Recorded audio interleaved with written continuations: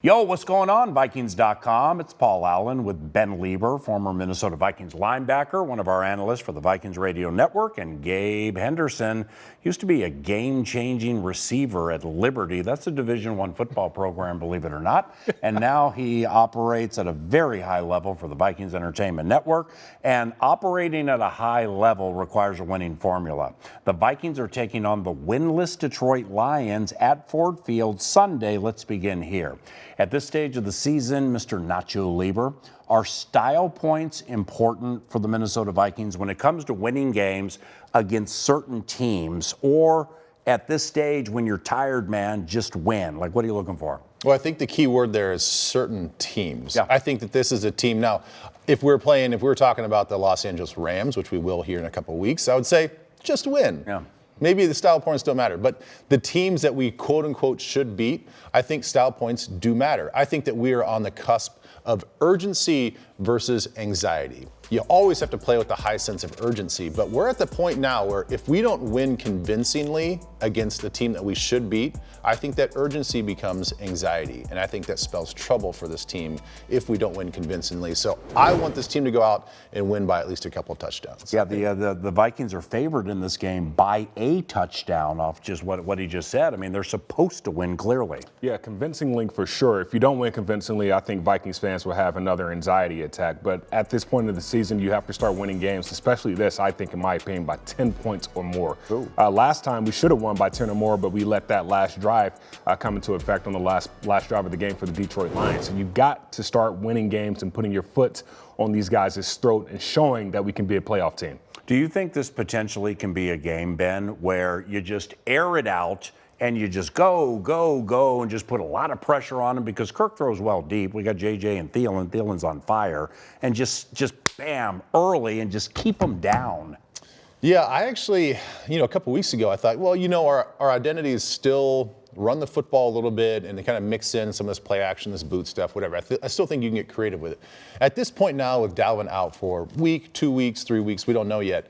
I think you start experimenting with some of the quick passing that we've seen the last couple of weeks. Make this a little bit more of a pass-first offense. And then from there, then you can open things up, spread things out, and then you get Alexander Mattison run the football. So, yeah, I think that I'd be happy to see a little bit of a different twist to this offense and see if we can air it out against this defense, which, look, they're very prideful about their secondary right now. They're feeling themselves. They're playing very well lately. They feel like they're much improved.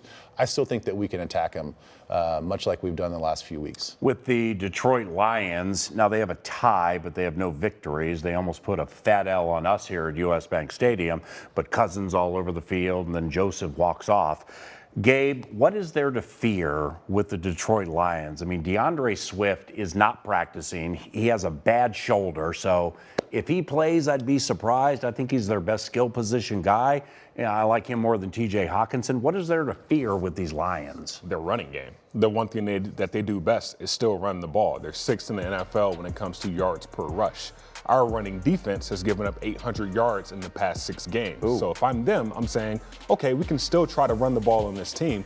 Granted, they've run the ball 81 times in their past 3 games and have lost by a combined 5. So there's kind of a way for them to try to win this game. They look at us as like, okay, well, this is the Vikings. We should be able to win this game. For us, we should say, okay, we got Michael Pierce.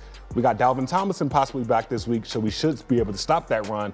But best believe they're going to try to get the ball on the ground at least 25 to 30 times against us on Sunday. So you're telling us at Winning Formula that they're looking at us as a slump buster?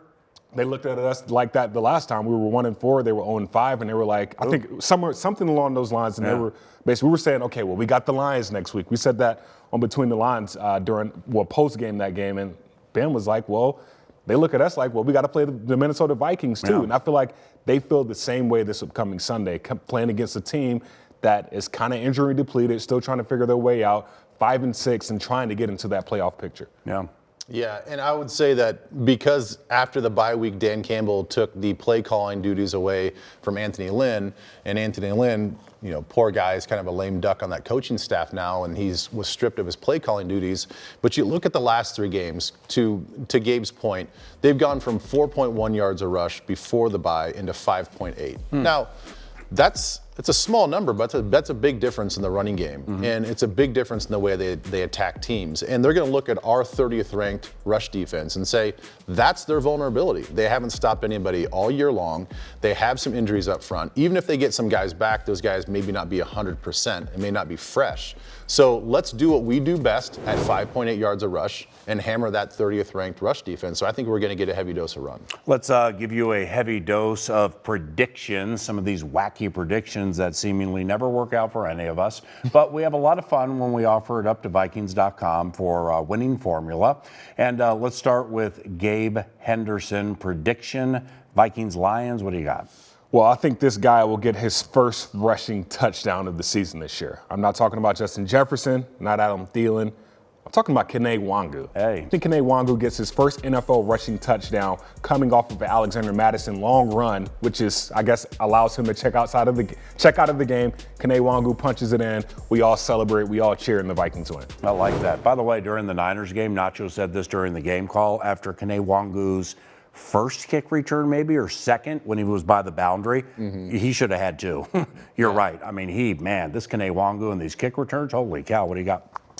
You know, I talked about, I think that this offense should be a little bit more of a pass-first priority.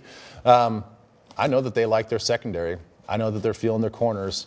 They get some back from injury, and they're going to rotate some guys in. But I think JJ is going to have a day. Hey. I think the way that he was frustrated after this last game against the 49ers, I watched him sit on the bench at the end of the game when all the guys are getting together, they're exchanging jerseys, pleasantries, talking to buddies, all this stuff at midfield. He sat there on the injury bench and just sat there with a pissed off look on his face, mad as all heck. Obviously mad about the way the game ended. He had possibly an opportunity to pick up that first down on fourth down. And I feel like he is due another big game. I think he's going to come out ready to go. I think he goes for over 200 yards on this improved secondary. I have a new podcast. It's called Faith and Goal. You can find it via the free iHeartRadio app. And the guest this week was Adam Thielen. So via Detroit divine intervention, I'm putting Adam Thielen on 3 touchdowns in this game. That'll be the first time in his career he's had a 3-touchdown game. He's had a bunch of 2s, including last game. We're putting AT-19 on 3 and a Minnesota Vikings victory in convincing fashion. Thank you for watching The Winning Formula. For Gabe Henderson and Ben Leber, I'm Paul Allen. Skol Vikings!